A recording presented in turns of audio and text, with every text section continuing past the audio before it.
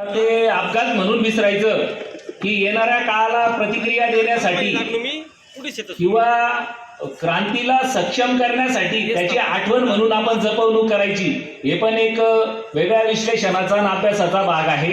तो देखील आपण प्रत्येकाने ती जखम सांभाळली पाहिजे असं मला वाटतं, कारण त्या संदर्भामध्ये वेगवेगळं मंथन झालेलं आहे. म्हणून मला असं वाटतं की तो एक श्लोक आहे चांगल्या पद्धतीचा. काय माहिती का मित्रांनो, थोडा ऑकवर्ड पण आहे. कालच आनंद तेलतुंबडेंची जामीन पण झालेली आहे. तो शायर असं म्हणतो, मुजरिम वो नहीं जो कैदी है, मुजरिम वो भी नहीं जो आज फरार है, मुजरिम तो वो है जो तख्त पर बरकरार है.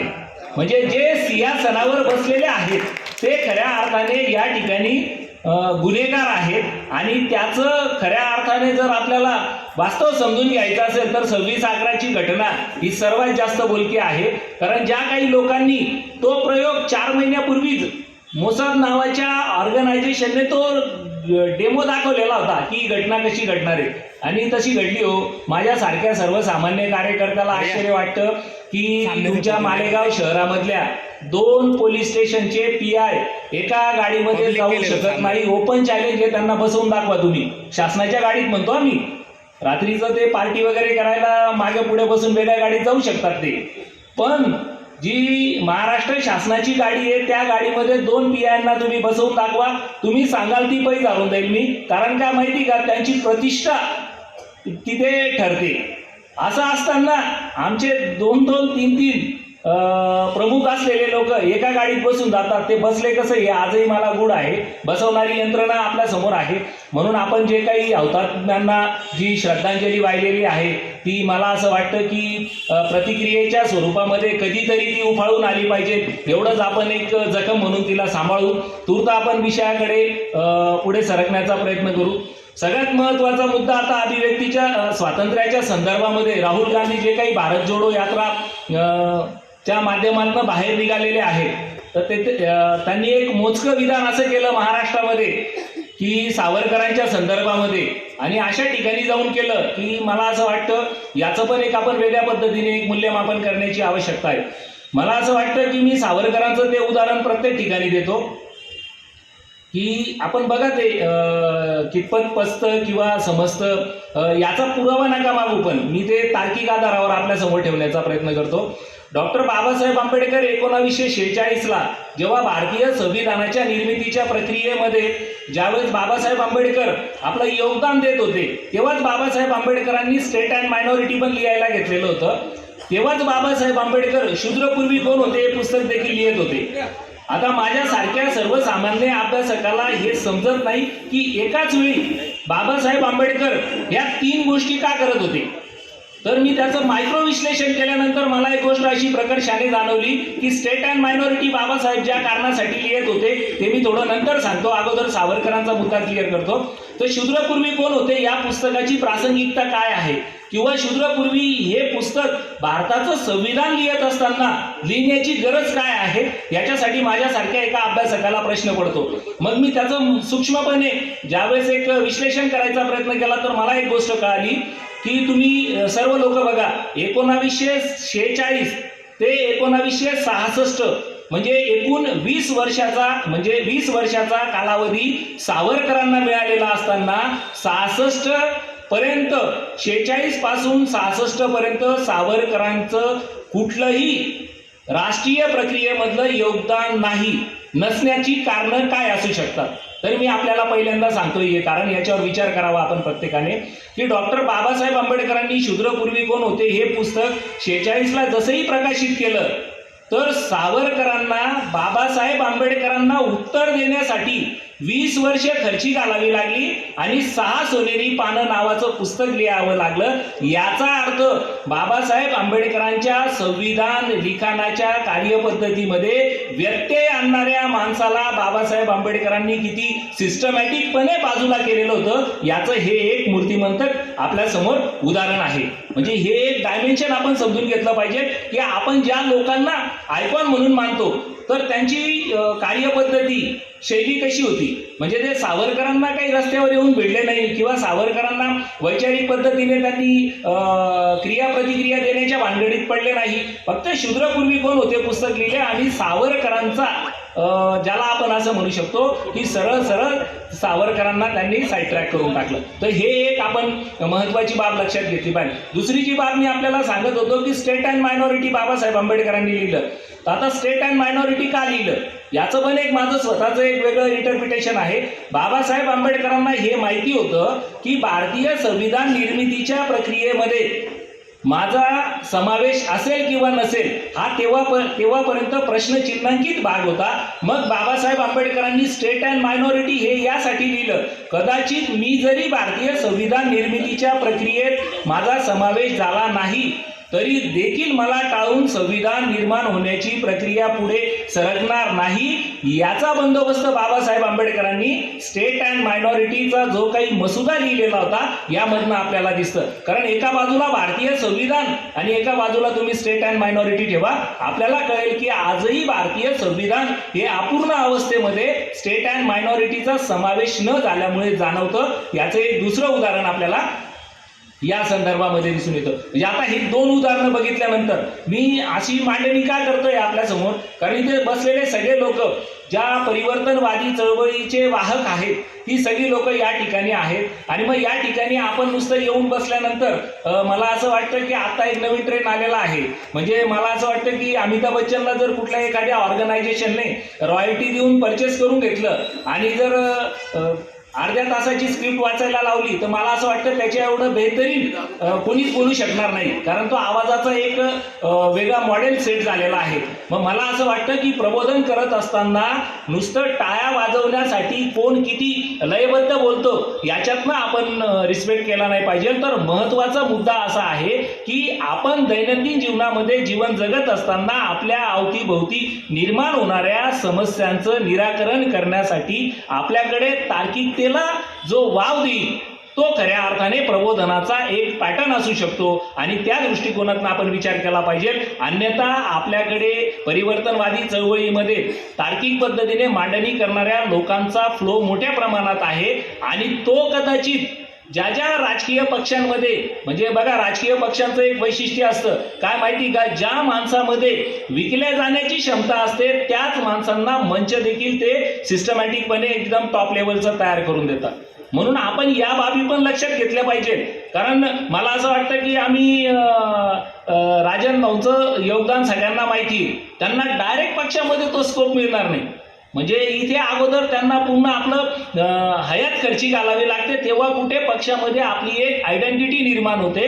आणि आता आपण बघतो की पक्षाच्या अशा आयडेंटिटीच्या क्रायसिसमध्ये वावरणाऱ्या कार्यकर्त्यांना आयते नेतृत्व देखील मिळण्याची प्रक्रिया सुरू झालेली आहे. तर याला स्पेशलायझेशनच्या प्रक्रियेमध्ये समाज व्यवस्थेमध्ये ज्या लोकांना याचं मार्केटिंग कळतं त्या लोकांना तो स्कोप करून देण्याची एक प्रक्रिया आहे. म्हणून मला असं वाटतं की अभिव्यक्तीचं जे काही स्वातंत्र्य भारतीय संविधानाने आपल्याला दिलेलं आहे, जे आपल्या अवतीभोवती आहे, याचा काय खऱ्या अर्थाने आपण क्रांतिकारी कार्यासाठी काही थोडाफार वापर करू शकतो का, किंबहुना हे आहे तरी काय, याचा देखील आपण वेगळ्या पद्धतीने समजून घेतलं पाहिजे. म्हणून मी डॉक्टर बाबासाहेब आंबेडकरांनी वापरलेल्या अभिव्यक्ती स्वातंत्र्याचं 2-1 स्टेट अँड मायनॉरिटी शूद्रपूर्वी कोण होते या पुस्तकाचा संदर्भ देऊन आपल्याला एक वेगळा अँगल देण्याचा प्रयत्न केला. किंबहुना आत्ता आपण महाराष्ट्राच्या राजकारणामध्ये बघत आहोत काय माहिती का, की एक CGI होते, म्हणजे चंद्रचूड साहेबांच्या अगोदर UU ललित होते आणि UU ललितांच्या अगोदर आपल्याला सगळ्यांना माहिती त्यांनी एक असं टेन्स निर्माण करून ठेवला होता की 6 बॉलमध्ये साधारण 24 रन जिंकायला पाहिजे होते आणि ते बॅटिंग करत होते. त्यांचं वैशिष्ट्य असं होतं की हा माणूस प्रत्येक बॉल 6 मारणार हे निश्चित असताना 2 बॉल एक्स्ट्रा असताना कोणालाच काही समजलं नाही आणि त्यांचा पराभव झाला. म्हणजे कसा पराभव झाला तर त्यांनी शेवटच्या दिवशी सांगितलं पण होतं की मी ज्या दिवशी माझी सेवानिवृत्ती पत्करणार आहे त्या दिवशी याची रहस्य उलगडणार आहे. काय कोणाला कळालं नाही. म्हणजे ना इलेक्ट्रॉनिक मीडियाने ना प्रिंट मीडियाने ते रहस्य बाहेर आणली. साधी गोष्ट होती. ते तेव्हा सांगत होते काय पेनफुल अवस्था आहे ती बघा. त्यांनी विधान काय केलं सरजी, ते असं म्हटले की एका जिल्हा अधिकारी म्हणजे डिस्ट्रिक्ट कलेक्टरच्या म्हणजे डिस्ट्रिक्ट न्यायाधीशाच्या इक्विव्हॅलंट, कलेक्टरच्या इक्विव्हॅलंट असणारा रजिस्ट्रार CGIचा कार्यक्रम निश्चित करत होता. रोज CGI डेस्कवर यासाठी बसलेला होता की एकनाथ शिंदे आणि उद्धव ठाकरे यांच्या संदर्भातला निर्णय देण्यासाठी ते त्या ठिकाणी तयार होते. आणि तुम्हाला दुसरी गोष्ट अशी कळली की त्यांच्यापर्यंत तो विषयच बोर्डावर आला नाही. म्हणजे याचा अर्थ सरन्यायाधीशाच्या बोर्डावर देखील विषय कोणते आले पाहिजे आणि कोणते नको यायला ही ठरवणारी यंत्रणा या देशामध्ये आहे. अशी यंत्रणा असताना तुमच्या माझ्या अभिव्यक्ती स्वातंत्र्याचं काय घेऊन खायचं याच्या संदर्भामध्ये आपल्याला चिंतन आणि मनन करण्याची आवश्यकता आहे. ही अवस्था कशातनं निर्माण झाली आहे याच्यासाठी मी पुन्हा एक आपल्याला उदाहरण देतो. मी प्रत्येकाने शक्यतो एक प्रयत्न करा किंवा माझे मित्र आहेत रवी भैया ते तुम्हाला मिळवून देतील. 24 जून 2012चं एक वृत्तपत्र आहे दिव्य मराठी नावाचं आणि त्याची रसिक नावाची पुरवणी निघते. तर 24 जून 2012ला जर आपल्याला ती पुरवणी मिळवता आली तर ती अवश्य मिळवा आणि ती वाचा. त्याच्यामध्ये दत्तप्रसाद दाभोळकर जे नरेंद्र दाभोळकरांचे मोठे बंधू सायंटिस्ट होते, APJ अब्दुल कलामांच्या टीममध्ये मोठी पर्सनॅलिटी, त्यांनी एक आर्टिकल लिहिलेलं आहे. त्या आर्टिकलचा विषय काय होता? 24 जून 2012 तारीख लक्षात ठेवा. ते म्हटले की येणाऱ्या काळामध्ये भारताचा प्राईम मिनिस्टर नरेंद्र मोदी होणार आहे आणि डिसेंबर 2014ला या देशाचे प्रधानमंत्री नरेंद्र मोदी झाले. साधारण 30 महिन्यानंतर नरेंद्र मोदी प्रधानमंत्री झालेले आपल्याला दिसतात. तर त्यांनी एवढं अचूक विश्लेषण कशाच्या आधारावर केलं? तर त्यावेळेस मी त्या रसिक पुरवणीचं ते वाचन करत असताना म्हणजे मी त्याचं अध्ययनच केलं एकदम टोकदारपणे. तर त्यातनं मला काय कळालं तर त्यांनी असं सांगितलं होतं की जगामध्ये अमेरिकन अर्थतज्ञांनी एक प्रोपोगंडा केला होता, एक प्रचार केला होता की अमेरिकन अर्थव्यवस्था रसातळाला येण्याची कारणं काय आहेत याचं विश्लेषण करत असताना अमेरिकन अर्थतज्ञांनी जाणीवपूर्वक एक प्रचार केला की अमेरिकन अर्थव्यवस्था रसातळाला जाण्याचं कारण रिअल इस्टेट आहे असा त्यांनी प्रोपोगंडा केला. पण हा खरा नव्हता. मग त्यांनी जेव्हा अंतर्गत त्याच्या मंथनाच्या प्रक्रियेत ते गेले तर तिथल्या अर्थतज्ञांचं म्हणणं असं पडलं की मुस्लिम आतंकवादाच्या विरोधामध्ये अमेरिकेला जो संरक्षणावर खर्च करावा लागला याच्यामुळे अमेरिकेची अर्थव्यवस्था रसातळाला गेलेली आहे. आणि मग याला जर काही पर्याय म्हणून शोधायचा असेल तर त्यांनी काय शोधला माहिती का? की आशिया खंडामध्ये मुस्लिम विरोधी असा एखादा व्यक्ती बसवायचा की तो आमच्या देशाचं संरक्षण करेल आणि आमचा तो पहारेकरी असेल, आमचा तो वॉचमॅन असेल. म्हणून अमेरिकन साम्राज्यवाद्यांनी भारताचा प्रधानमंत्री निश्चित करण्याची प्रक्रिया ही अमेरिकेत निश्चित झाली असा त्या लेखाचा सार होता. आता यातनं आपल्याला काय कळतं? मला असं वाटतं मी थोडा माझी पार्श्वभूमी एका वेगळ्या ऑर्गनायझेशनची असल्यामुळे मी काही या विधानावर विश्वास ठेवला नाही. पण जेव्हा हा माणूस प्रधानमंत्री झाला तर सगळ्यात आश्चर्यजनक काय झालं? अमेरिकन मॉडेलमधली राजकीय व्यवस्था आपल्याकडे सहज ऑपरेट झाली. म्हणजे ती कशी बघा, आता आपल्यामध्ये सगळे लोक या सगळ्या प्रक्रियेमध्ये वैचारिकदृष्ट्या अतिशय स्पष्ट आहेत. तरी देखील आपण कसं फसलेलो आहोत त्याचं एक जर प्रतीक बघायचं असेल आपल्याला तर साधी गोष्ट आहे. आपल्याला आता जर विचारलं कोणी की 2024 नंतर काय होणार आहे तर आपण सहज बोलून जातो की नरेंद्र मोदींना पर्याय नाही.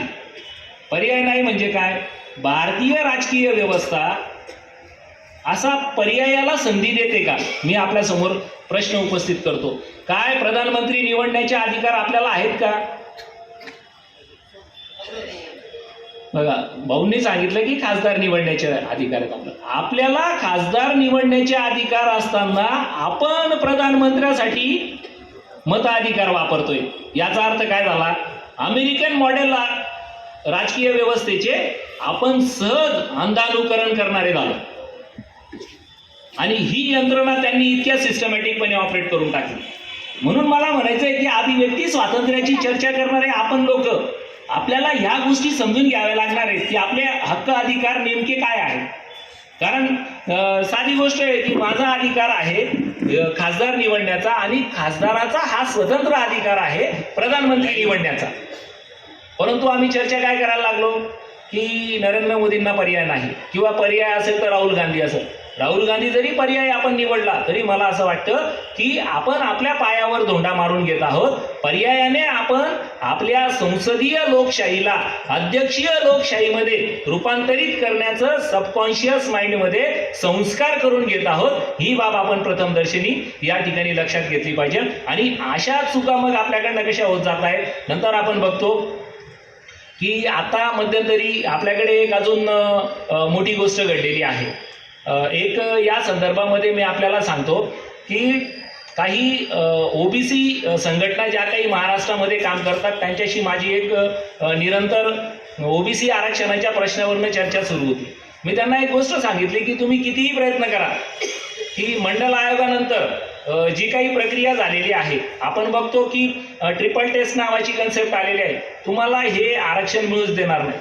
नाहीतर मी ओपन चॅलेंज करतो म्हटलं तुम्हाला, म्हणजे काही लोकांशी माझं जे काही मंथनाची प्रक्रिया चालू होती, मी तुम्हाला ते आरक्षण मिळवून दाखवतो. ते म्हटले कसं काय, विरोधात जावं लागेल म्हटलं, एक चित्र उभं करावं लागेल. कारण साधी गोष्ट आहे, आपल्याकडे सहज वाक्य वापरतो आपण ते की अगर घी सीधी उंगली से नहीं निकलता तो टेढ़ी करना पड़ता है. तर मी काय केलं माहिती का, एक याचिका दाखल केली आणि त्या याचिकेचा मसुदा काय होता माहिती का, की ट्रिपल टेस्ट म्हणता ना तुम्ही, तर हे ट्रिपल टेस्ट काय भानगड आहे. मी तुम्हाला पहिले म्हणजे सांगतो काय, आपल्या विषयापेक्षा मी बाहेर जाणार नाही. माझं ते एक म्हणणं लक्षात ठेवा, हे ट्रिपल टेस्टची कंडिशन कोणी आणली, किंवा रिझर्वेशन इन प्रमोशनमध्ये तिथे पण ट्रिपल टेस्ट आला होता. क्वांटिफिएबल डेटाच्या नावाने पदोन्नतीतल्या आरक्षणाला नाकारण्याची प्रक्रिया तयार झाली, तिथे पण आला. मंडल आयोगामध्ये 50% बॅन आलं. तर ह्या कंडिशन, टर्म्स कंडिशन कोण आणतं. तर आपल्यासमोर मी जाणीवपूर्वक विधान करतोय, भारतीय न्यायपालिकेमध्ये जे लोक बसलेले आहेत ते पाश्चिमात्य न्यायाच्या आकर्षणापोटी, म्हणजे ते भारतीय समाज व्यवस्था न समजून घेता पाश्चिमात्य कायद्याच्या आकर्षणापोटी भारतीय संविधानाचं विश्लेषण करण्याच्या प्रयत्नामध्ये नको त्या टर्म्स कंडिशन आणून लागतायत. हे माझी खरी हायपोथेटिकल थिंकिंग होती. या आउटलाईनवर मी ते याचिकेचा मसुदा तयार केला होता. कारण ट्रिपल टेस्ट आजही कोणाला कळत नाही, कोणालाच सांगता येत नाही काय ट्रिपल टेस्टची साधी मिनिंग काय, बनल्यानंतर सुद्धा सांगतोय. आजही बांटिया आयोग जो बनलेला आहे त्याच्यामध्ये एक वेगळा गोळा आहे, तो आपण जाऊ देऊ. ट्रिपल टेस्टची साधी व्याख्या काय सांगतात आपल्याकडे, की पॉलिटिकल स्टेटस सांगणं. मी आता आपल्या समोर प्रश्न उपस्थित करतो, जैन आणि सिंधी कम्युनिटीचं पॉलिटिकल स्टेटस काय आहे सांगता येईल कोणाला. एक लालकृष्ण अडवाणी सोडले तर नंतर आपल्याला राम जेठमलानी आणि अडवाणी, नंतर नावच माहिती नाही असेल कोणी तर तो शोधावा लागेल. जैन कम्युनिटीची अवस्था काय आहे. मग या आधारावर मग आपण त्यांचं पॉलिटिकल स्टेटस क्वेश्चन मार्कमध्ये नेतो का. तर अर्थव्यवस्थेवरचं प्रभुत्व हे राजकीय प्रतिनिधित्वाला ओव्हरटेक करत असतं, हे आपल्याला काही सांगायची आवश्यकता नाही आहे. म्हणून मग तिथे त्यांना त्या पद्धतीने त्याच्या विश्लेषणाची गरज पडत नाही. मग हा जो काही सेटअप त्यांनी निर्माण करून ठेवलेला आहे, म्हणजे या पद्धतीने त्या न्यायाधीशांनी, मग आता आपण काय केलं पाहिजे. मग मी एक मेथड सांगितली की आपण यांना ह्याच कसोट्यांवर ऑपरेट केलं पाहिजे. तुम्ही म्हणताय ना ट्रिपल टेस्ट पाहिजे, तर आपण ट्रिपल टेस्ट कोण करणार. न्यायपालिका एकदम इझी सांगून मोकळी होते की ट्रिपल टेस्ट घेऊन या, कोणाला सांगते. आता बघा तुम्ही ओबीसीचा घोळ जो चालू आहे संख्येचा, तर न्यायपालिका नेहमी सांगते की 52% ओबीसी आहेत. हे कशावर, कोणाला विचारतं न्यायपालिका, हे मला अजूनपर्यंत समजलं नाही. न्यायपालिका राज्य सरकारला विचारतं, केंद्र सरकारला विचारतं, की व्यवस्थेतल्या कुठल्या भागाला विचारतं. त्याच्यामुळे जसंही मी प्रश्न विचारतो मागे बघतो तर मागे कोणीच नाही आहे. म्हणजे न्यायपालिका अशा ॲबस्ट्रॅक्ट क्वेश्चन निर्माण करते आणि ज्याची उत्तरं देण्याची प्रक्रिया या व्यवस्थेमध्ये कुठेच नाही आहे. मग आपण तिथेच त्यांना ब्लॉक करण्याची प्रक्रिया केली पाहिजे. मग मी ते चॅलेंज म्हणून एक की याचिका बनवली की इम्पेरिकल डेटा ना, तर इम्पेरिकल डेटा आपण बोलवण्यासाठी काय केलं पाहिजे. जसाही क्वेश्चन तयार केला तर आपल्या अभिव्यक्तीचे काय प्रॉब्लेम्स असतात ते सांगतोय मी तुम्हाला, म्हणजे त्याच्यामध्ये हा विषय मी सांगण्याचा प्रयत्न करतोय. तर मी एवढ्या चालाकीने हा विषय करत असताना रवी भैया माझ्यासोबत मास कम्युनिकेशन अँड जर्नलिझमचे स्टुडंट होते. तर महाराष्ट्रामध्ये आम्ही तेव्हा 98ला, म्हणजे साधारण आजच्या 24-25 वर्षापूर्वी जी लोक मास कम्युनिकेशन अँड जर्नलिझम करत होतो ती सर्व लोक महाराष्ट्रामध्ये अतिशय टॉप लेवलला वेल सेटल आहेत. म्हणजे वेगवेगळ्या दैनिकांमध्ये असतील किंवा इलेक्ट्रॉनिक मीडियात असतील किंवा जनसंपर्क डिपार्टमेंटमध्ये असतील. तर अशा सगळ्या मित्रांना देखील हे काय करतोय मी अगोदरच सांगितलं होतं, सगळ्यांना किंबहुना कमी अधिक माहिती दिलेली होती. तुमच्याकडे आपला सिद्धार्थ भैया देवरे, त्याला पण अगोदरच मी ती गोष्ट की उद्या कशा पद्धतीने काय घडणार आहे, कारण माझ्यावर विश्वास कोणी ठेवणार नाही. आपले जे काही नाशिकचे भुजबळ साहेब आहेत त्यांनी तर मला बीजेपीचा कार्यकर्ता घोषित करूनच टाकलेलं होतं, कारण सिंपल मिस्टेक होती. काय तर जळगावला पण एकाचं नाव राहुल रमेश वाघे, म्हणजे त्याचंही नाव माझ्याच नावासारखं आहे आणि तो बीजेपीचा जिल्हा सेक्रेटरी आहे आणि माझं नाव राहुल रमेश वाघ, मी धुळ्याचा आहे. याचिकेमध्ये स्पष्टपणे धुळ्याचा उल्लेख आहे. आणि मग असं जात असताना हरिनरकेच्या माध्यमामधनं म्हणजे मी सांगतो काय बघा, इथे आता काय ट्विस्ट आलेला आहे. मग रवींद्र आंबेकर असतील किंबहुना यदू जोशी असतील, या इलेक्ट्रॉनिक आणि प्रिंट मीडियामधल्या दिग्गज लोकांशी मी अगोदरच इंटरॅक्शनच्या प्रक्रियेत होतो. यदू जोशींनी काय केलं बघा, जे मुंबई मंत्रालय बघतात, लोकमतचे अतिशय मोठे प्रतिष्ठित संपादक मंडळातलं व्यक्तिमत्व आहे. तर मी त्यांना सांगितलं की असा असा विषय आहे. तर त्यांनी काय केलं बघा, हरिनरकेंनी लेख लिहिला जळगावच्या राहुल वाघवर, बीजेपीचा जिल्हा सेक्रेटरी म्हणून. यदू जोशींनी काय केलं माहिती का, फक्त तोच लेख 2 ठिकाणी ऑलरेडी छापून आलेला आहे. मग यदू जोशींचं जसंही माझं बोलणं झालं तर त्यांनी दुरुस्ती करून धुळ्याचा राहुल वाघ केला. याला काय म्हणतात बघा, म्हणजे यदू जोशीने काय केलं हे नीट लक्षात घ्या की तुमच्या माझ्या अभिव्यक्तीच्या म्हणजे माझ्यासारख्या, मी तुमच्याजवळ एक थोड्या काळासाठी एक वाक्य वापरतोय, माझ्यासारख्या चालाक माणसाला फसवलं, काय तर समजलं पण नाही, त्याने लगेच धुळ्याचा केला. मग मी लोकमत कार्यालयाला फोन केला, अहो मी जे तुम्हाला सांगितलं म्हटलं याचिका दाखल करणारा मी, आणि तुम्ही हा प्रकार कळला नाही मला की तुम्ही दुरुस्ती करायला बसलेले.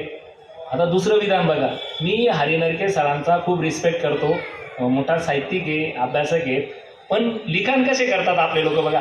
हरिनरकेंचा लेख XYZ माणूस दुरुस्ती करू शकतो हे मला न समजलेलं कोडं आलं. म्हणजे माझ्याबरोबर घडलेला एक प्रसंग आहे की सम्राट नावाचं एक वृत्तपत्र होतं, बबन कांबळे नावाचे संपादक होते. मी एक आडवाणीचं आडवळण नावाचा एक साईड आर्टिकल लिहून पाठवला. माझे मित्र आले इथे, दीपक जाधव म्हणून. काय झालं, लेख पाठवला तर तिकडनं मला काय उत्तर आलं माहिती का, की राहुल भाषाबरोबर नाही आहे म्हणजे. म्हटलं असू शकतं झालं आपण, तसं आपण अब्राह्मणी साहित्याचं सौंदर्य शास्त्राचे अभिव्यक्ती मानणारे लोक आहोत, पण तरी ठीक आहे म्हटलं. हे म्हटले आपल्याला जमलं नसेल झालं, आपण सोडून दिला तो विषय. बरोबर 12-13व्या दिवशी काय झालं माहिती का, सम्राटचा संपादकीयच त्या नावाने तो जसाच्या तसा छापून आला. मी डोकं खालवायला लागलो, यार म्हटलं आपल्या तर भाषा बरोबर नाही आणि संपादकीय म्हणून यावं. आणि मग त्या लेखाचं काय होतं महत्त्वाचं रहस्य, मी त्या ठिकाणी 2 गोष्टी नमूद केलेल्या होत्या की ज्योती बसूंचं एक आर्टिकल होतं आणि त्या आर्टिकलमध्ये ज्योती बसूंनी सांगितलेलं होतं की लालकृष्ण अडवाणीला महात्मा गांधींच्या खुनाच्या केसमध्ये 3 महिन्याची जेल झालेली होती, हा एक रेफरन्स टाकलेला होता. दुसरी गोष्ट, लालकृष्ण अडवाणीची सून असं सांगते की अडवाणी हा कशा व्यक्तिमत्वाचा माणूस आहे. तर तिचं असं म्हणणं होतं की भाऊ जे फिरून यायचा राष्ट्रीय स्तरावर, जे काही सगळे डाल तलवार वगैरे जे काही मिळायचं, तर ते घरी आल्यानंतर त्याचा डायनिंग सेट बनवलेला होता आणि प्रत्येक वेळेस त्या डायनिंग सेटवर खाताना की हिंदू लोक कसे आहेत, म्हणजे त्यांना कसं आपण मूर्ख बनवलं हे तो प्रत्येक वेळेस तिला लक्षात. आणि त्या दुःखद अवस्थेमधनं त्या बाईने त्यांच्याबरोबरचा संघर्ष उफाळून आणलेला होता. तर तो संपादकीय तिथे छापून आला होता. मला ते पण एक आश्चर्य वाटलं होतं की ही गोष्ट कशी होते बुवा असं, कारण त्याच्यामध्ये रहस्य काय होतं. दुसरं एक रहस्य असं होतं की सावरकरांना देखील महात्मा गांधींच्या खुनाच्या केसमध्ये जेल झालेली होती, याचा एक रेफरन्स लालू प्रसाद यादवांनी संसदेमध्ये भिरकावलेला तो त्या ठिकाणी आपण दिलेला होता. तर सांगायचा मुद्दा काय आहे की आपण सर्व लोक आपल्या ज्या कोशामध्ये आहोत तिथे देखील आपल्याला अभिव्यक्ती स्वातंत्र्याची तेवढी संधी आहे का हे आता आपण तपासण्याची गरज येऊन ठेवलेली आहे. कारण व्यवस्थेचं शोषण करणाऱ्या लोकांचं अंधानुकरण करणाऱ्या आपल्या वेगवेगळ्या डबक्यांमध्ये काम करणाऱ्या संघटनांचं स्ट्रक्चर देखील झालेलं आहे. कारण काय होतंय की मी बघतोय काही ठिकाणी काम करताना तिकडे ज्या पद्धतीने ते अंधभक्त आपण त्यांना म्हणतो, आपल्याकडे काही कमी नाही आहे. म्हणजे बाबासाहेब आंबेडकरांची एकाच शब्दामध्ये जर व्याख्या करायची झाली, मी एका ओळीमध्ये व्याख्या म्हणतो तिला, काय माहिती का? बाबासाहेब आंबेडकरांची व्याख्या काय आहे की त्यांना आपण का म्हणून मानलं पाहिजे, तर बाबासाहेब आंबेडकरांचं सर्व आंदोलन, बाबासाहेब आंबेडकरांची सर्व अभिव्यक्ती ही व्यक्ती स्वातंत्र्याच्या मूल्यासाठी. एकाच ओळीमध्ये जर बाबासाहेबांना टाकायचं झालं तर या बाकीच्या सगळ्या गोष्टी सोडून देऊ आपण.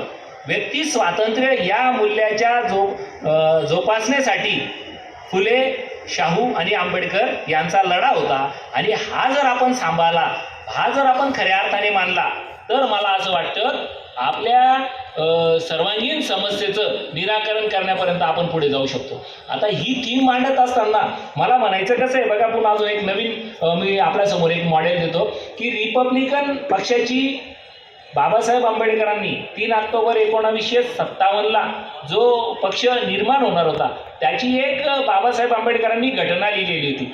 त्याच्यामध्ये बाबासाहेब आंबेडकरांनी जे 2-4 मुद्दे महत्त्वाचे घेतलेले होते, त्याच्यामध्ये मी आपल्याला तो एक महत्त्वाचा प्रकार सांगतो की बघा, त्याच्यावर आपण विचार केला पाहिजे की बाबासाहेब आंबेडकरांनी तिथे काय केलं होतं माहिती का?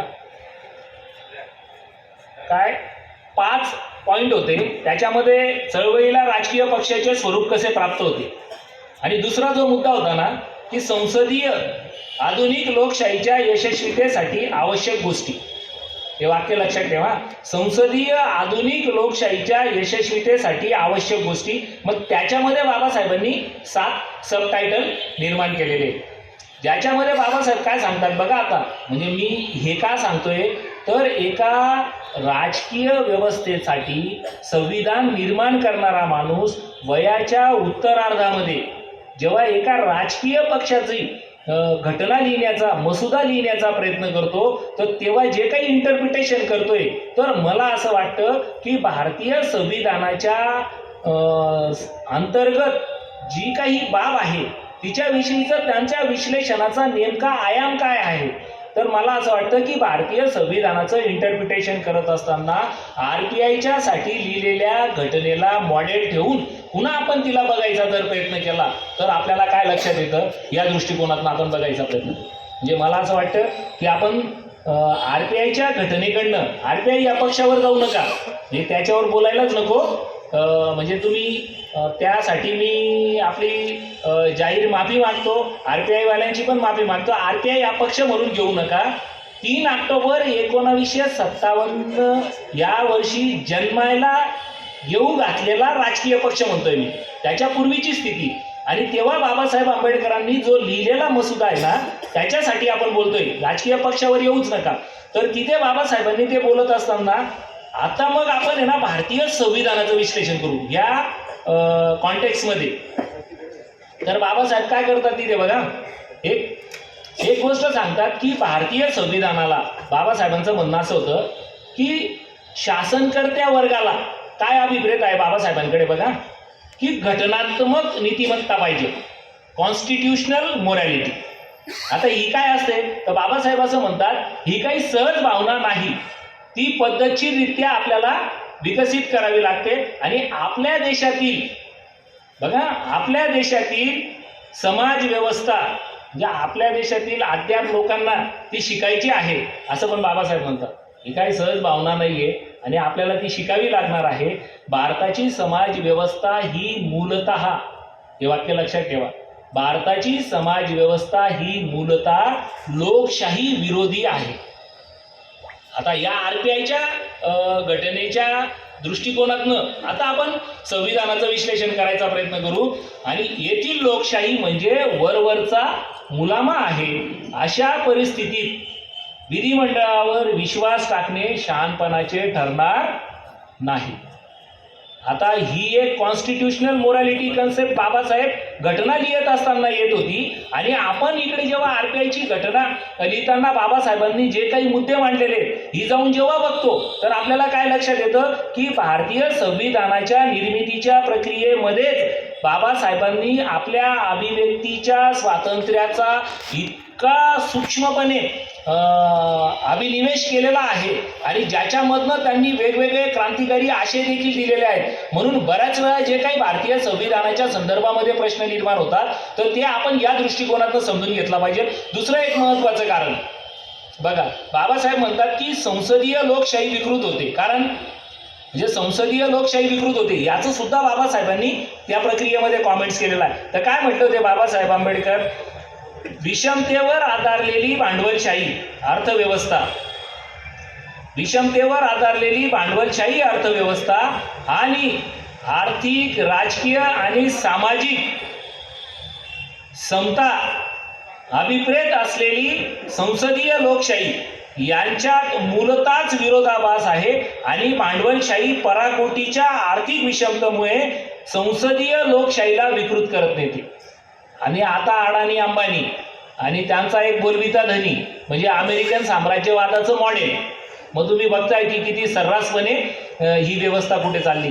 तर माझ्यासारख्या एका सर्वसामान्य कार्यकर्त्याला काय वाटतं, एक गोष्ट तर आहे, मी पण म्हणजे बाबासाहेब आंबेडकरांना आपण मानत असताना एक गोष्ट लक्षात ठेवली पाहिजे की या देशामध्ये विभूती पूजेचं जी काही प्रक्रिया आहे, बाबासाहेबांनी प्रियांबलाच्या प्रक्रियेमध्ये सुद्धा एक गोष्ट दिलेली, आपण सहज बोलतो की स्वतःप्रत अर्पण केलेली हे संविधान आहे. स्वतःप्रत म्हणतो आपण हा. तर मला पुन्हा याचं एक आपण सूक्ष्मपणे विश्लेषण केलं पाहिजे. म्हणजे या देशामध्ये याज्ञवल्क्य असेल किंवा मनु असेल यांच्या ज्या काही स्मृती होत्या त्या ईश्वराने निर्माण केलेल्या होत्या. नुसत्या मनुने आणि याज्ञवल्क्याने केल्या असताना तरी आपण त्यांचा रिस्पेक्ट केला असता, पण त्या ईश्वराने केलेल्या होत्या आणि त्याला दुरुस्तीची संधी नसते. जर बाबासाहेब आंबेडकरांना या ठिकाणी वेगळ्या पद्धतीने मॉडेल एस्टॅब्लिश करायचं राहिलं असतं, त्याच पद्धतीचं ब्राह्मणी काव्यामधलं, तर बाबासाहेब आंबेडकर असं करू शकले असते की तोच याज्ञवल्क्य, मनु आणि नंतर बाबासाहेब आंबेडकर. मग त्यांनी बघा दुसरा एक फॉर्म्युला दिला, ती कोणाप्रत समर्पित असली पाहिजे, राज्यकर्त्यांप्रत. म्हणजे तेव्हा ब्रिटिश सगळे भांडवलदार होते तर राज्यकर्ते होते. बाबासाहेबांनी काय केलं, या दोघं फ्लोट आल्या आणि ते स्वतःप्रत अर्पण केलं. याचा अर्थ ही प्रक्रिया देखील आपल्याला या निमित्ताने समजून घेतली पाहिजे. आणि मग मी तुम्हाला सांगत होतो की स्टेट अँड मायनॉरिटीमध्ये बाबासाहेबांनी एक गोष्ट सांगितली की राजकीय लोकतंत्र कशाच्या आधारावर उभं राहतं. मित्रांनो, हे आपल्याला माहिती पाहिजे, कारण सगळ्यात महत्त्वाची बाब काय झालेली आहे की आपण व्यवस्थेमध्ये हस्तक्षेप करत असताना या देशातल्या शोषणकर्त्यांनी जाणीवपूर्वक आपल्या हस्तक्षेपाला रोमॅन्टिक बनवलेलं आहे. म्हणजे कशा पद्धतीचं माहिती का, की आपण सगळे लोक बाबासाहेब आंबेडकरांच्या कपडे घालण्याच्या शैलीला, बाबासाहेबांच्या अभ्यासाच्या शैलीला भुरळ पडून एका वेगळ्याच पद्धतीने बाबासाहेबांना घेऊन जाण्याची प्रक्रिया करतो. परंतु बाबासाहेब आंबेडकरांचं तर्क करण्याची क्षमता, म्हणजे एक उदाहरण आहे मी जे वेगवेगळ्या लोकांकडून ऐकलेलं आहे. कॉम्रेड शरद पाटील अतिशय वेगळ्या पद्धतीने ते उदाहरण सांगायचे की बाबासाहेब आंबेडकरांना प्रॉपर त्यांच्या पक्षामध्ये विरोधक मिळाले नाही, नाहीतर बाबासाहेबांची काम करण्याची शैली अजून वेगळी राहिली असती. तर ते दिलीप कुमारचं उदाहरण घेऊन सांगतात की जेव्हा औरंगाबादला एका हॉटेलमध्ये, लॉजमध्ये दिलीप कुमार आलेला होता आणि त्या ज्या काही माईसाहेब आंबेडकर आहेत त्यांचे बंधू आग्रहास्तव बाबासाहेबांची आणि त्यांची भेट घालतात. तर बाबासाहेब जे स्टेटमेंट करून जातात नर्तकीबद्दल, म्हणजे नायिकेच्या संदर्भामध्ये, तर दिलीप कुमारला ते काही आवडत नाही. तर तो बाहेर निघून त्याच्या रूममध्ये चालला जातो. तर बाबासाहेबांना हे लक्षात येतं की मी जो काही कॉमेंट्स केला तर तो दिलीप कुमारला आवडला नाही. तर बाबासाहेब त्यासाठी स्वतःला दुरुस्त करण्याच्या प्रक्रियेत जातात. तर कॉम्रेड हे उदाहरण अतिशय सिस्टमॅटिक सांगायचे की बाबासाहेबांची ती एक तयारी होती. म्हणून बाबासाहेबांचं कुठलंही लिटरेचर वाचताना थोडं हे पण चॅलेंजिंग होईल, परंतु मला या ठिकाणी सुरक्षितता काय आहे की ताऊ भैया आणि भाऊ असल्यामुळे मी काय घाबरणार नाही त्याच्यामुळे, आणि अभिव्यक्ती स्वातंत्र्य इथेच मी वापरण्याचा प्रयत्न करतो. तर उदाहरण काय सांगत होतो मी, काय बाबासाहेब आंबेडकर कसे वाचले पाहिजे, इथून प्रश्न आहे मला असं वाटतं.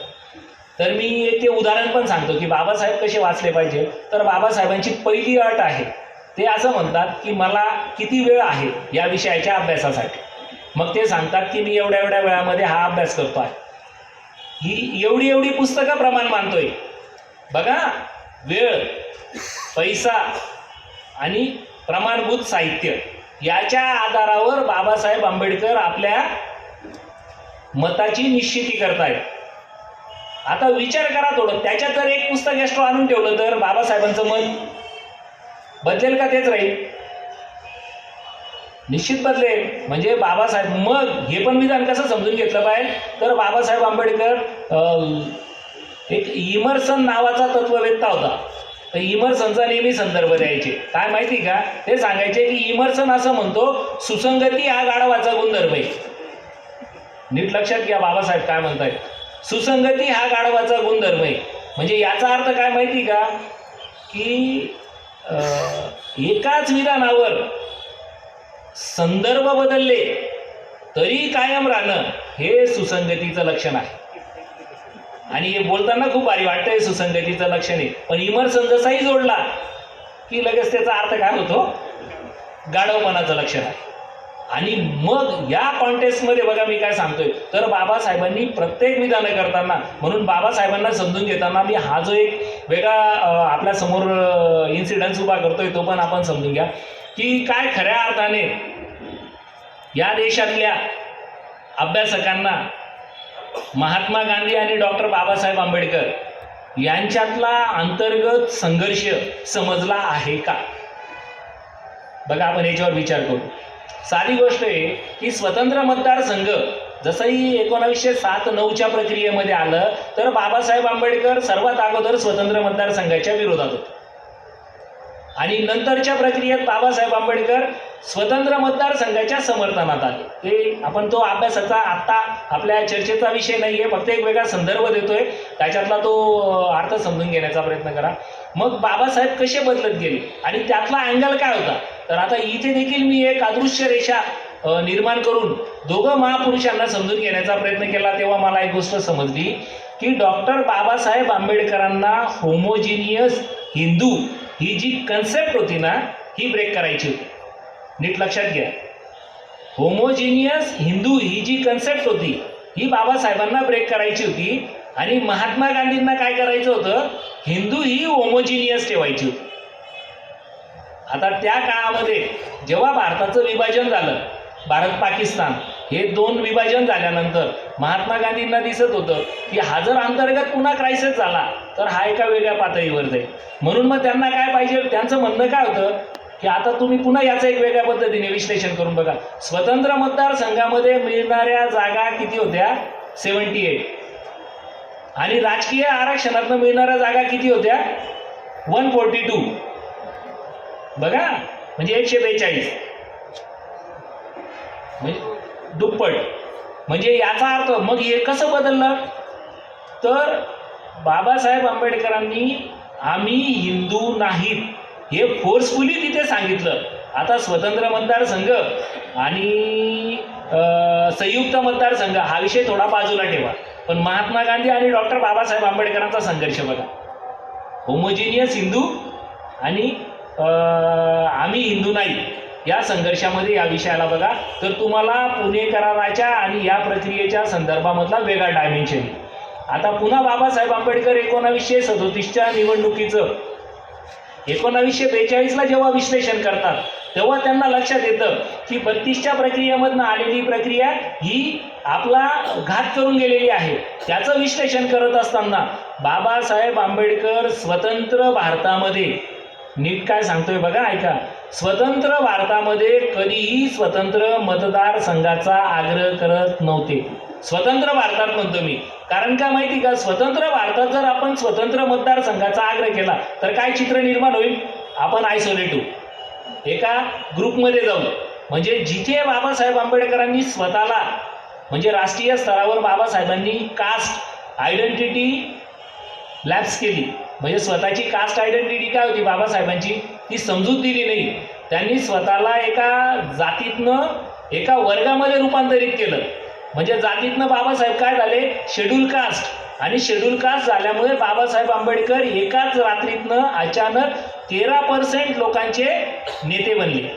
ही बाबासाहेबांची डिप्लोमॅटिक पॉलिटिकल ॲक्टिव्हिटी होती. किती सिस्टमॅटिक गेले बाबासाहेब बघा. जात म्हणून जर गेले असते तर महाराष्ट्रातल्याच महारांनी बाबासाहेबांचं नेतृत्व किती मान्य केलं असतं माझ्यासारख्याला शंका आहे. पण बाबासाहेबांनी काय केलं डायरेक्ट शेड्यूल कास्टचे नेते बनले. आणि शेड्यूल कास्टचे नेते बनल्यानंतर आजही शेड्यूल कास्ट एकत्र आहेत की नाही या वादाचा भाग आहे.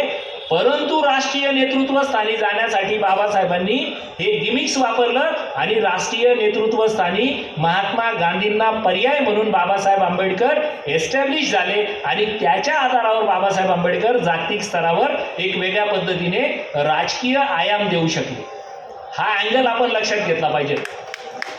परंतु आपण काय करतोय या विषयाला, मग जेव्हा बाबासाहेब आंबेडकरांना 46 नंतर 52 पर्यंत पहिल्या सार्वत्रिक लोकसभेच्या निवडणुकीपर्यंत संधी होती बाबासाहेब आंबेडकरांना स्वतंत्र मतदारसंघाचा आग्रह धरण्याची, पण दिसतंय का कुठे घेतली बाबासाहेब आंबेडकरांनी. 1952च्या राजकीय पराभवानंतर बाबासाहेब आंबेडकरांनी एक नवीन भूमिका घेतली, स्वतंत्र मतदारसंघाची नाही. तर बाबासाहेबांनी नवीन भूमिका काय आणली माहिती का, याचं आपल्याकडे का मंथन होत नाही, का विषय येत नाही, हे माझ्यासारख्याला न समजणारे विषय येतात. काय तो एक वेगळा विषय मी पुन्हा म्हणजे विषय आपला भरकटायला नको म्हणून मी ते उदाहरण नंतर देईन. तर काय केलं बाबासाहेब आंबेडकरांनी तिथे पार्टी आधारित म्हणजे पक्ष निवडणुका लढवतील आणि पक्षाला मिळालेल्या वोटिंग पर्सेंटेजनुसार त्यांचे प्रतिनिधी हाऊसमध्ये जातील. हा एक नवीन सब्जेक्ट बाबासाहेब आंबेडकरांनी भारतीय लोकशाहीमध्ये आणला.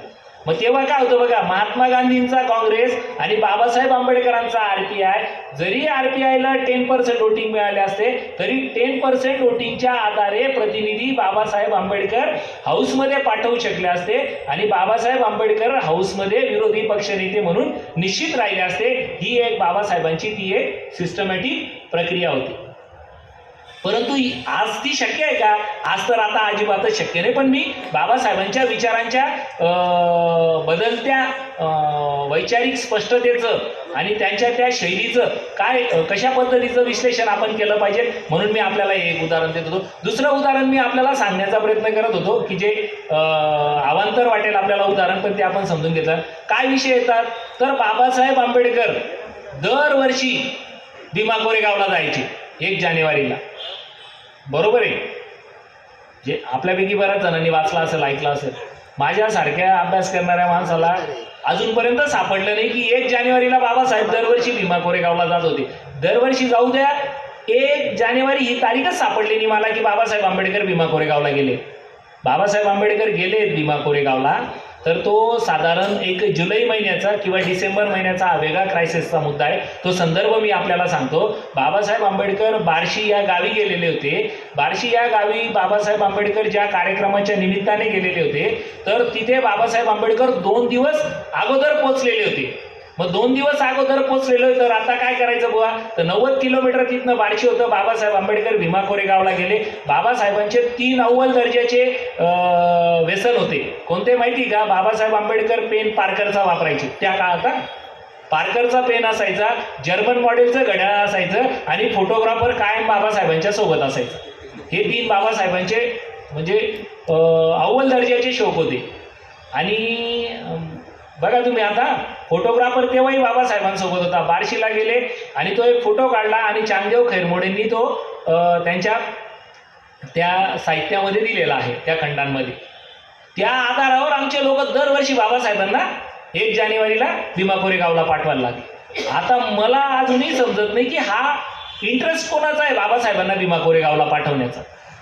याचं पण एक उदाहरण आहे, मी ते विश्लेषण करून आपल्याला सांगतो. जसं बघा मित्रांनो, मराठा आरक्षण हे कोणी मागितलं, आपल्या सगळ्यांना ते प्रश्नाचे. माझं त्याच्या बाबतीतलं एक वेगळं ऑब्झर्वेशन आहे. मराठा आरक्षण हे ज्या लोकांनी अतिशय सूक्ष्मपणे चिंतन मनन केलं की मराठा ही कम्युनिटी राजकीय दृष्ट्या त्यांच्या स्थानिक स्वराज्य संस्थेमधलं प्रभुत्व कमी केलं तरी देखील त्यांचा प्रभाव राजकीय क्षेत्रातला कमी होत नाही. मग आता याचं विश्लेषण कसं करायचं, तर त्यांना एक गोष्ट याच्यातनं सापडली. काय सापडली बघा, तुम्ही गावगाड्यामध्ये जा, गावगाड्यामध्ये काय सापडतं, आपण सगळेजण इथे बसलेलो वेगवेगळ्या जाती समुदायामधनं आपण लोक आलेलो आहोत. तर आपल्याला काय कळतं माहिती का, की मराठा कम्युनिटीमध्ये जन्मायला आलेला व्यक्ती हा गावगाड्यामध्ये जन्मतः राजकीय दृष्ट्या महत्वाकांक्षा बाळगणारा असतो. हे विश्लेषण मी माझं नाही करत आहे, म्हणजे संघ कसं बघतं ते मी तुम्हाला सांगतोय. त्यांचं म्हणणं काय आहे की मराठा तरुण हा राजकीय दृष्ट्या महत्वाकांक्षी बाळगणारा असल्यामुळे गावगाड्यातल्या सगळ्यात शेवटच्या जातीपर्यंत तो संबंध प्रस्थापित करतो आणि याच्यामध्ये त्याची यशस्वीता आहे. आणि त्याला जर ब्रेक करायचा असेल तर पश्चिम महाराष्ट्रातल्या 2, 4, 5 मराठा राजकारण्यांना तिथनं आपण बाहेर काढल्यानंतर त्यांचं राजकीय क्षेत्रातला प्रभाव कमी करू शकत नाही, तर मराठा आयडेंटिटीमध्ये त्याला ब्लॉक केल्यानंतर केलं जाऊ शकतं. मग काय केलं बघा त्यांनी, मराठा आरक्षणाच्या नावाने गावगाड्यामध्ये पश्चिम महाराष्ट्रीय 96 कुळी मराठा ही अस्मिता निर्माण करून टाकली आणि आमच्या गावगाड्यामधला कुणबी पाटील आणि मराठा ही जी एक आयडेंटिटी होती ही एकाच रात्रीतनं 2 तुकडे पडले. आणि मग मी आमच्याकडे सांगत होतो की राजवर्धन कदम मांडेंचं डिपॉझिट जप्त होईल आणि ते डिपॉझिट जप्त होण्यासारखी स्थिती होती, म्हणून त्यांना बीजेपीचा सहारा घ्यावा लागला. आणि तुम्ही बघाल, मायक्रो विश्लेषण करा, दोंडाईच्या जळगाव मराठा जातीय अंगाने स्थानिक स्वराज्य संस्थेमध्ये तिकीट सुद्धा दिले नाही. आता हे कशामुळे घडलं, सिस्टमॅटिक RSSने गळचेपी केली. तशीच गळचेपी आंबेडकरवाद्यांची भीमा कोरेगावला दर वर्षी 1 जानेवारीला बाबासाहेब जायचे हे सांगून करायचा प्रयत्न हे आपण समजून घेतलं पाहिजे. याच्याने काय होणार आहे की सगळ्या वाड्यांमध्ये आमची छाती फुले की दरवर्षी बाबासाहेब भीमा कोरेगावला जायचे. म्हणजे मग काय माहिती का की आम्ही आतापर्यंत 56 कापले आयसोलेट, इकडे मराठा आयसोलेट, इकडे आंबेडकरवादी आयसोलेट. गावामध्ये तुम्हाला साधा एक मातंग, एक मेतर हा सुद्धा तुमचा राजकीय दृष्ट्या वेलवेशर राहणार नाही याची यंत्रणा त्यांनी या अशा उदाहरणांमधनं केलेली असते आणि हे आम्हाला समजण्याच्या पलीकडे राहतं. पण आम्ही आता याच्या बाबतीत जर बोलायला गेलो, म्हणजे आता माझ्या एका मित्राने सहज उदाहरण दिलं ताऊबाई यांना की राहुल दादा एल्गार परिषदेला पण होते म्हणजे. तर ज्या 9 एल्गार परिषदा झाल्या त्याच्यातल्या 6 एल्गार परिषदेमध्ये मी प्रमुख वक्ता म्हणून भाषण केलं होतं, ज्याच्यातल्या नाशिकला संजय अपरांती सरांनी घेतली होती. त्यामध्ये ही गोष्ट मी टोकदारपणे सांगितली होती की मला एक रेफरन्स दाखवा की बाबासाहेब आंबेडकर एकदा 1 जानेवारीला, वाक्य नीट लक्षात घ्या, 1 जानेवारी म्हणतोय मी की बाबासाहेब आंबेडकर भीमा कोरेगावला गेले. मग आमच्यापर्यंत आणतं कोण, हो तिथल्या तिथे मला 6-7 पुस्तिका आल्या आणि मग तिथे मी ट्रोल झालो सोशल मीडियावर की एका धुळ्यासारख्या शहरातनं कोणतो राहुल वाघ आला होता आणि त्याने काहीतरी आपलं बौद्धिक दिवाळखोरी जाहीर करून गेला आणि मग त्यांनी पुस्तिका आणून दिल्या. तर त्याच्यात मी त्यांना म्हटलं, अहो बाबासाहेब आंबेडकरांचे समकालीन संदर्भ द्या. तर समकालीन संदर्भ नव्हते, कोणीतरी नंतरच्या आलेल्या जनरेशनमधला एखादा रेफरन्स देऊन, मग मी जेव्हा त्यांना ते लक्षात आणून दिलं तर ते लोक नंतर शोधायला लागले, काय कोणाला ते रेफरन्सेस सापडले नाही. आणि जर आपल्याकडे कोणाकडे असेल तर मी तेवढ्याच नम्रतेने त्या विषयाची माफी मागून मी पुन्हा ते मान्य करेल, तो रेफरन्स असावा मिळावा याच्याविषयी मलाच आनंद होईल. परंतु आता तो माझ्यासारख्याला दिसत नसताना त्याच्यासाठी आपण XYZ कालच बोललो होतो बरं का.